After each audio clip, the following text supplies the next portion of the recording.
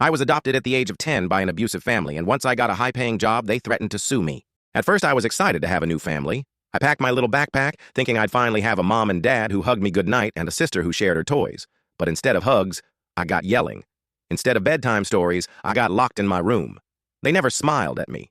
They only smiled at my report cards because they liked when I got A's. That meant I might get a good job someday, and they cared about money more than anything. I wasn't allowed to have dessert unless I fixed the whole house. I wasn't allowed to play outside unless I finished all their chores. They made me feel small, like a tiny bug they could step on whenever they wanted. But I never gave up. I worked hard in school, even when I cried quietly in the dark. I studied when everyone else was playing video games. I dreamed big dreams when they told me I'd never be anything. And guess what? When I got older, I got a job building computers and talking to robots. People called me a genius.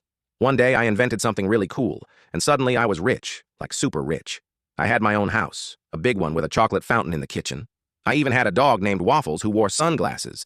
Then, out of nowhere, that mean old family knocked on my door. They didn't bring cookies. They brought lawyers. "We raised you," they shouted. "You owe us money. Give us half of everything." But they didn't raise me with love. They raised me with pain. So I went to court. That's a big building where people tell the truth, and a judge listens like a teacher with a magic hammer.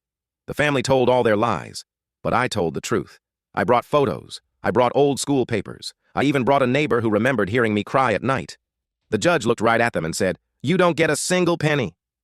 They gasped like fish out of water. I walked out of that courtroom with my head held high and Waffles wagging beside me.